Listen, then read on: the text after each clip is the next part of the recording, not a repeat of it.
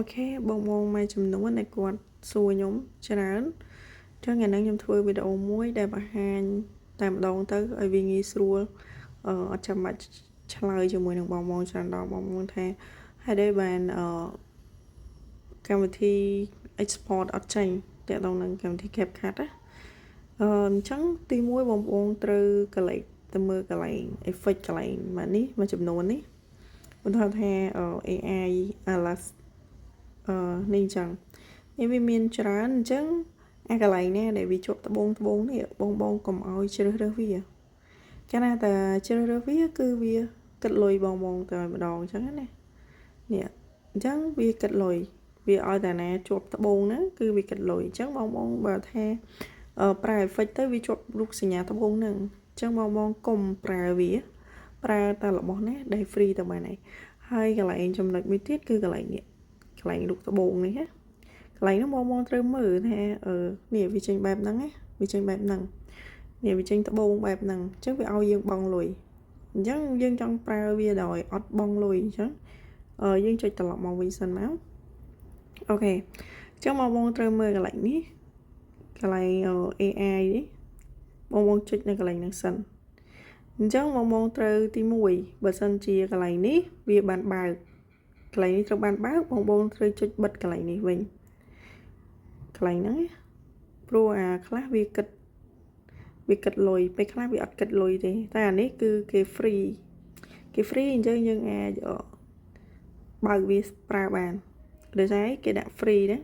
ដាក់ free យើងអាចប្រើប្រាស់វាបានតាក់ទងនឹង AI Alas HD ហ្នឹងអញ្ចឹងកន្លែងមួយទៀតតាក់ទងនឹង solution អញ្ចឹង solution នេះគឺវាជាប់ត្បូងនេះបើសិនយើងដាក់ឲ្យដល់10ម៉ែត្រគឺវាជាប់ត្បូងហ្នឹងហើយកាលណាជាប់ត្បូងហ្នឹងហើយគឺយើងអត់អាចexport វាចេញទេវានឹងទាមទារលុយយើងតែម្ដងអញ្ចឹងយើងគួរតែធ្វើម៉េចដើម្បី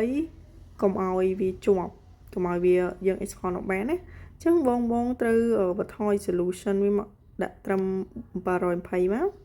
អូខេអញ្ចឹងកន្លែងដែល frame rate បើសិនទូរស័ព្ទបងប្អូនធំអាចដាក់ដល់60អីចឹងទៅប៉ុន្តែបើជាទូទៅហ្មងយើងឲ្យស្រួលណាទូរស័ព្ទយើងទំហំណាក៏យើងអាច export ចេញណាគឺយើងចុចត្រឹមតែ30បានហើយអញ្ចឹងវាមិនល្មមប្រើតែម្ដងហើយអញ្ចឹងកន្លែងនេះយើងអត់មានអីច្រើនទេតាក់ទងនឹង bit rate អីហ្នឹងហើយកន្លែងនេះគឺបើសិនជាគេដាក់ថា free ហ្នឹងនេះ F1WE ហ្នឹងចំណាំវាលោតប៊ូតុងបែបហ្នឹងគឺយើងអាចចុចបើកវាបានអាចចុចបើកប្រើបានដោយសារតែវា free វាធ្វើឲ្យអានេះតែទាំងនឹងឧបករណ៍ floor ហ្នឹងគឺធ្វើឲ្យវីដេអូយើង smooth ពេលយើងត្រឡប់ទៅក្រោយវិញទៅវា smooth ហ្មងអញ្ចឹងយើងអាចចុចបើកវាបានលុះត្រាតែគេដាក់ free ប៉ុន្តែបើគេវាជាប់ត្បូងបែបនេះយើងគួរតែដកវាវិញអញ្ចឹងយើងអាចចុចបើកកន្លែងហ្នឹងបន្តមកទៀតគឺតាក់ទងនឹងអា frame rate នេះគឺយកត្រឹមតែ10អីទៅបានហើយព្រោះគេ recommend ត្រឹម10ហ្នឹងណាអញ្ចឹងតាក់ទងនឹង watermark របស់ CapCut យើងចង់ប្រើឲ្យវាចេញអា logo របស់ CapCut ក៏បានយើងចង់ hide ក៏បានប៉ុន្តែតាក់ទងនឹងការ hide logo ហ្នឹងវាបានតែ3ទេយើងអាចប្រើវាបានតែ3 user ទេអញ្ចឹងណាតែកន្លែងតាក់ទង watermark CapCut ណាយើងអាចប្រើបានអានេះណាប៉ុន្តែយើងប្រើបាន3ដងតែប៉ុណ្ណោះអាចអានេះដោយសារតែខ្ញុំអត់ដែរធ្លាប់ប្រើអញ្ចឹងយើងអាច hide បានប៉ុន្តែបើសិនជាយើងអត់ចង់ប្រើឲ្យឃើញអា limit សញ្ញា CapCut ហ្នឹង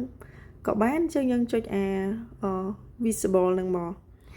យើងមកចុច hiding ទេតមកទៀតអាកន្លែង position កន្លែង position ហ្នឹងយើងចង់ឲ្យអា logo ហ្នឹងវាលោតនៅខាងឆ្វេងឬក៏នៅខាងក្រោមនេះបងប្អូនមើលកន្លែងគេឧទាហរណ៍ឬក៏នៅខាងនេះឬក៏នៅខាងក្រោមនេះអញ្ចឹងអាកន្លែងហ្នឹងយើងអាចចុចជ្រើសរើសនៅអាកន្លែង watermark ហ្នឹងបានតែបើអត់ទេគឺបងប្អូនអាចប្រើបាន3 user មានន័យថា3 download យើងចុចប្រើប្រាស់អាហ្នឹងគឺយើងត្រូវចំណាយ3 user អញ្ចឹងអានេះខ្ញុំអាចប្រើបានតែគ្រាន់តែខ្ញុំគិតថាគ្រាន់តែជាប់ logo របស់ CapCut តិចក៏វាអត់មានបញ្ហាអីដែរអញ្ចឹងខ្ញុំអត់មានធ្វើអីទេអញ្ចឹងកន្លែងហ្នឹងខ្ញុំជ្រើសរើសបែបហ្នឹងហើយបន្តមកទៀតយើងគិតព្រួញត្រឡប់មកអូខេតោះមកយើងចុច export មកអូខេយើងចុច export មកពេលកាលណាទៅ export យើងចាំវាទៅណា យើងចាំវាទៅចឹងកន្លែងនេះគេបានបញ្ជាក់យើងណាតើតោងនឹងអាការបើកនៅOpacical ហ្នឹងហើយនឹង AI Ultra HD ហ្នឹងណាគឺវា free តែ7ថ្ងៃទេសម្រាប់ការអត់គិតលុយប៉ុន្តែពេលក្រោយពី7ថ្ងៃបើសិនជាយើងចង់បានតើយើងបង់លុយចឹងកន្លែងហ្នឹងគឺខ្ញុំ recommend ហ្មងបើអាចមិនបើកវាទេគឺចុចបិទវាទៅកន្លែងនេះណាខ្ញុំត្រឡប់ថែក្រោយតិចសិន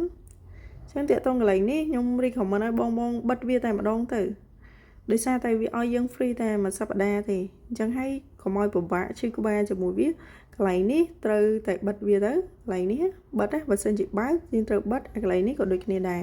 អញ្ចឹងពេលដែលយើងបិទអីរួចរាល់ហើយយើងចុច export មកអូខេយើងចុច export ទៅហើយកន្លែងនេះយើងអត់ចាំបាច់ខ្វល់ខ្វាយអីច្រើនទេយើងខ្វាយវាទៅអូខេអញ្ចឹងពេលដែលយើងចុច export វាទៅយើងអង្គុយចាំផ្ទាំងពាណិជ្ជកម្មវាដើរអញ្ចឹងណាដូចចឹងដោយសារតែយើងប្រើរបស់ free វាតែងតែមានផ្ទាំងពាណិជ្ជកម្មហើយអញ្ចឹងយើងរងចាំផ្ទាំងពាណិជ្ជកម្មវាដើរឲ្យចប់ទៅតាមហ្នឹងទៅអញ្ចឹងណាយើងចុចខ្វែងទៅអូខេដល់មកគឺយើងរងចាំវា export អញ្ចឹងកន្លែងដែលចំណុចសំខាន់ហ្មងគឺកន្លែង resolution បងប្អូនគួរតែប្រើ720តែបើយើងប្រើ18គឺវាកម្រិតវាច្បាស់អញ្ចឹងវាទាមទារលុយឯងអញ្ចឹងវីដេអូហ្នឹងខ្ញុំបង្ហាញតែប៉ុណ្្នឹងទេតើតោះនឹងការ export បងមួយចំនួនគាត់ export អត់បានអញ្ចឹងណាចាំថាបើវាមាននៅកន្លែងនេះមានរូបត្បូងណាមានរូបត្បូងគឺយើងអាចប្រើប្រាស់វាបានទេអញ្ចឹងហើយបងប្អូនទៅសេរីវាវិញណាទៅសេរីវាវិញតើតោះនឹងកន្លែងនេះអញ្ចឹងណាយើងសេរីវាឲ្យស្រួលវិញមកគឺយើងអាច export វីដេអូដូចខ្ញុំបង្ហាញបងប្អូនអញ្ចឹងវីដេអូនេះគឺខ្ញុំមានតែប៉ុណ្្នឹងទេហើយបើសិនជាបងមានចម្ងល់អីផ្សេងតិចអាចសួរបន្ថែមបានអញ្ចឹងណាប៉ុន្តែដូចខ្ញុំបានបញ្ជាក់អញ្ចឹងការឆ្លើយតបគឺយឺតបន្តិចហើយតើតោងនឹងការសួរដែលស្អាតតែមានកូនសិស្សច្រើនអញ្ចឹងយើងអាច support ឬក៏ប្រាប់ម្ដងមួយអស់ទេអញ្ចឹងមានតែរងចាំការ download វីដេអូហើយមួយទៀតគឺត្រូវមើលវីដេអូដែលគាត់បានបង្ហាញពីវីដេអូទី1វីដេអូទី2ហ្នឹងមើលអស់សិនហើយចាំយើងទៅធ្វើវិញបានល្អជាងកុំឲ្យមើលវីដេអូទី1ហើយយើងធ្វើទៅហ្មងណាអញ្ចឹងយើងអត់ទាន់ដឹងថាអា step នីមួយនៅក្នុងការធ្វើហ្នឹងវាបែបណាទេអញ្ចឹងហើយខ្ញុំ recommend ឲ្យមើលវីដេអូអស់សិនមើលវាអស់ម្ដងហើយយើងទៅធ្វើបើធ្វើអត់បានទៀតយើងមើលម្ដងទៀតមើលតតែយល់តែម្ដងអាហ្នឹងមិនយើងអាចរៀនទៅបានណាបើអញ្ចឹងយើងអត់ដឹងថាគួរតែរៀនពីណាទៅណាទេហើយយើងសួរគេក៏វាអត់ស្រួលដូចយើងយល់យើងបានមើលវីដេអូទេព្រោះសំណួរខ្លះគឺបងសួរហ្នឹងវាមាននៅក្នុងមេរៀនរួចហើយអញ្ចឹងណាអញ្ចឹងបើសិនបងបានមើលនៅមេរៀនហ្នឹងគឺបងអាចដឹងតែម្ដងថាវាបែបណាបែបណីយើងអត់ចាំបាច់សួរទេដោយសារមានកូនសិស្សច្រើនអញ្ចឹងយើងអាច support ទាំងអស់គ្នានឹងតែម្ដងឆ្លើយសំណួរម្ដងមួយបានទេដោយសារវីដេអូមេរៀនយើងមានរួចរាល់ហើយអញ្ចឹងណាគ្រាន់តែបងមើលវាចុះឡើងទៅគឺបងអាចយល់អាចធ្វើបានទេអូខេវីដេអូនេះខ្ញុំមានតែប៉ុណ្្នឹងទេអរគុណសម្រាប់ការទស្សនាវីដេអូនេះជួបគ្នានៅវីដេអូក្រោយ